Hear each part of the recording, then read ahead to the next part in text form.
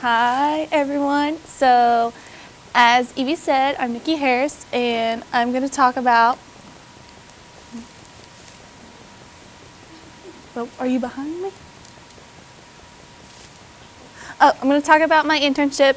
The title of my presentation is called Becoming Americana, and I'm going to talk about how my internship taught me how to be a better educator. So some of the objectives of my presentation, I'm going to talk about the internship site itself, give you a little bit of background on that. I'm going to talk about how I got there. I'm going to talk about my role at my internship site. I'm going to talk about my EPG abilities that I encountered and my next steps as a senior. So introduction, how did I get to Americana? So it was a kind of a long journey. I applied to Americana in January. I interviewed over the phone with the youth program supervisor, Aaron Coomer, and the programs director, Christian Borgenine. And it was a phone interview, my first phone interview ever. I was really freaked out because I was like, what are they going to ask me? I'm going to sound really nervous, all this stuff. And so they were really nice. It was very informal. And 2 weeks after that, they were like, hey, do you want the position? And I was like, well, I'm not for sure yet. And so my advisor, Dr. Wong, encouraged me to apply to the Southern Education Leadership Initiative, and it's short for SELI. And so SELI takes 25 undergraduate and graduate students, and it's kind of like an EPG program, but hyped up. So it's majors from all across the board, but you're focusing on education policy issues. And it was a really, really long application process. You had to write an essay, you had to do a resume, just a really long process. Unfortunately, I got waitlisted. It was the first time I got waitlisted. I was really, really bummed out. But the tricky part was, while I was waitlisted, the internship deadline was coming up. So I was kind of torn. I had Americana, which I for sure knew that I had a spot at, and SELI, where I was really, really unsure. So I had to kind of roll the dice. Do I risk it or kind of play it safe? So I played it safe, and I went with Americana, which was good because I didn't get in at SELI. And so while I didn't get in at SELI, I was like, okay, Americana's going to be great. It's going to be okay. And so what is Americana? So Americana is a nonprofit organization located in Louisville, Kentucky, and they serve about 5,000 refugees within the community of Louisville. They do various education programs, such as the summer program, which I was a part of, but they also have various programs for adults and families within the community. So my role at Americana was with the summer program. And so what that kind of looked like was there were 12 classrooms, rising first graders all the way up to rising 12th graders. And each class was supposed to be in a co-teacher atmosphere. I kind of got lucky and I was by myself for a little bit, for most of the summer actually. And so I was responsible for teaching 32 ESL kids, rising first and second graders. And so while there was this kind of structure with we reported to the youth programs director, Aaron Coomer, he kind of gave us free range of our program. We had certain guidelines we had to adhere to, and then he was like, do what you want in your own classroom, which as an education major, you don't get that a lot, especially if you teach in a public school setting. You have your standards you have to meet, you have standardized tests, you have all this extra stuff that you have to follow. So hearing that with the flexibility of you can create any lessons you want was nerve-wracking, especially for me, because even though I'm an education studies major, I'm not going for certification. So what that means is I don't stay an extra semester and student teach, and that also means that I haven't been required to take any classes in lesson planning. So when Aaron said that we were writing 6 lessons a week, I was like, ah! was kind of freaked out because I felt insecure about my ability to create an effective lesson plan. And so that was something I really had to work on. So here are some pictures of my kids. The demographics of my kids, most of my kids were from Iraq and Burma, and I had some Hispanic kids as well. There was only one American kid in my class, and she was an African American, and she was from Louisville. The rest were international kids. And so, intern elementary school teacher, what is that? So I kind of mentioned it before. For the most part, there were 32 kids enrolled in my class, though sometimes I had 40 kids show up. The first couple of weeks within the program, we had kids coming and going, so we weren't really sure who was actually enrolled in our class, but 32 was my number.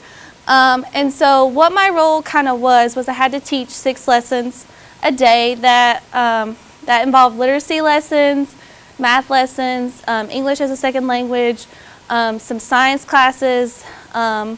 We rotated with environmental education, so I got to dabble in some of that.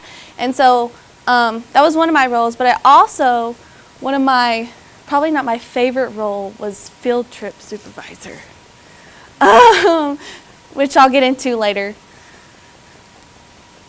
So my learning objectives for my internship was I wanted to learn more about the cultures of the students that I would be working with, but I also wanted to learn about the functions of a nonprofit, because that was one of my career goals, is to work for a nonprofit, because as an education studies major who's not going for certification, sometimes you hear, well, what can you do with an EDS degree if you're not going for certification? And so one of those things is working for a nonprofit, and maybe even the possibility of creating one day.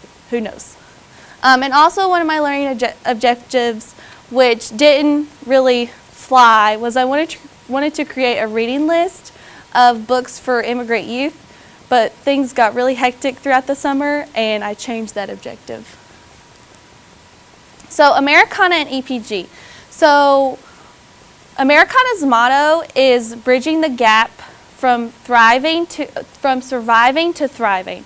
And I think that motto really relates with what EPG tries to do in Appalachia. Americana has a lot of programs that are dedicated to taking these refugees who, some of them don't know any English at all.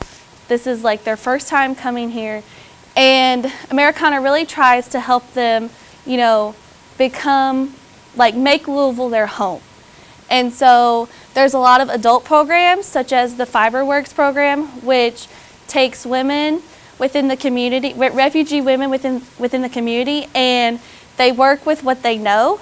So they make dresses like this, and they make other sorts of things, and they sell them within the community.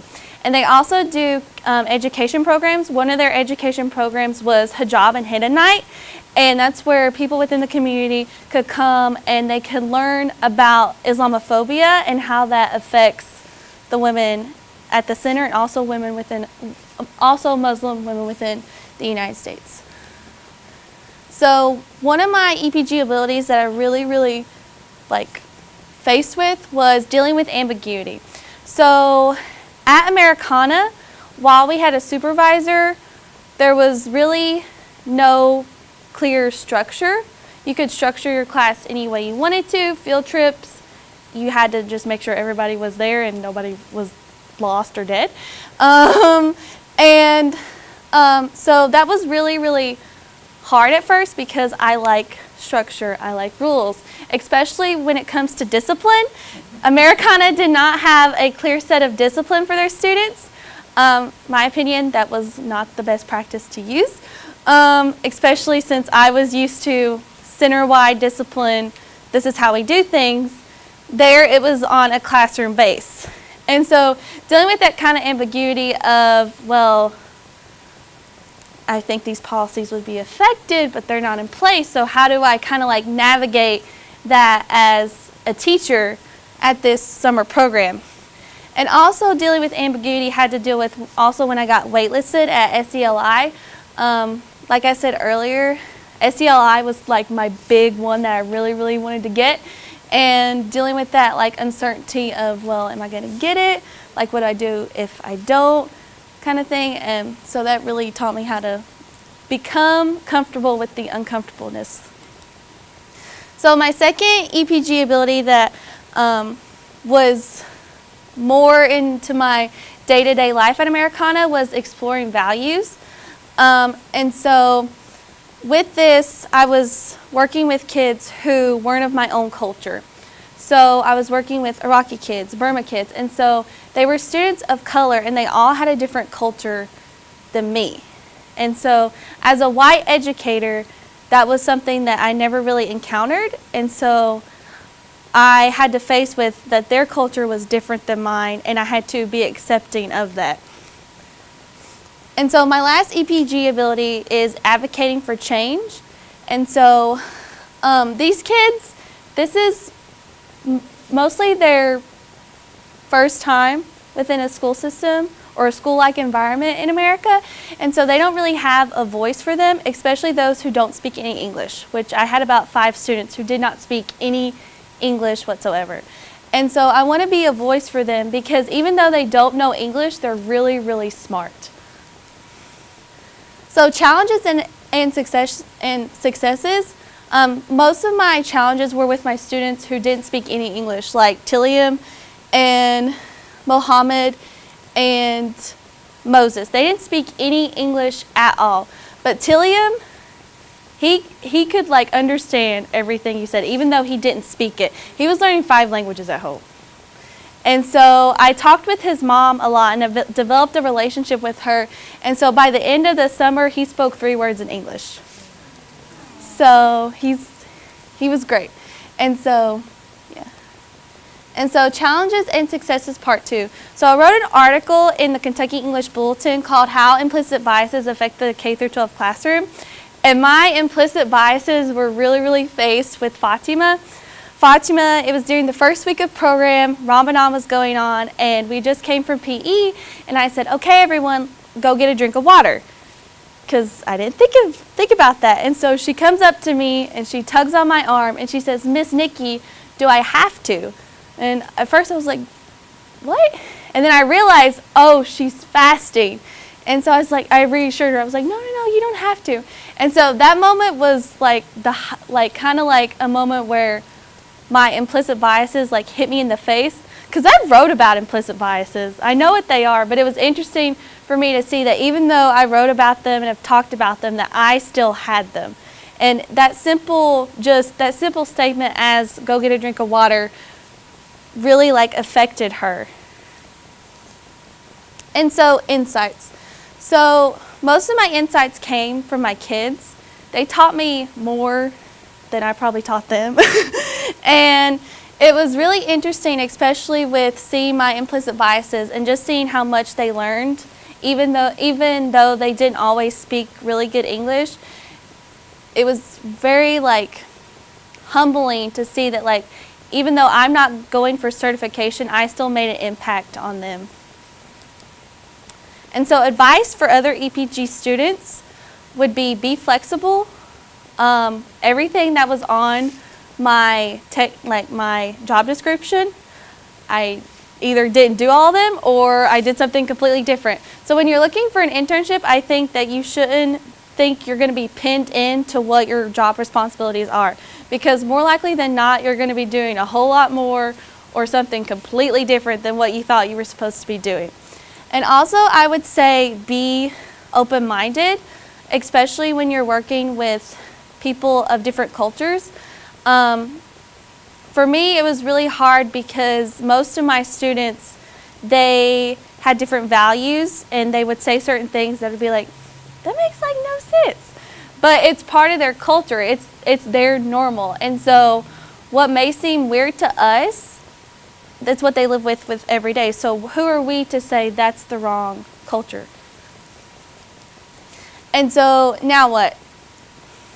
So after Americana, I realized that I really, really loved working with refugee kids. They made my internship. They, even on the craziest days when I felt like they weren't listening to me and I was a terrible teacher, they would always write me a card. It said, "I love teacher because she helps me with my math."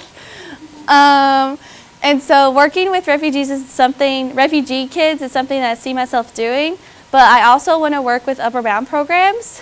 So I recently applied to EKU's graduate school for a master's in higher education, and I've been accepted, but I'm not entirely for sure if I'm going to go that route yet. Maybe one day I'll make my own nonprofit. Who knows? Any questions?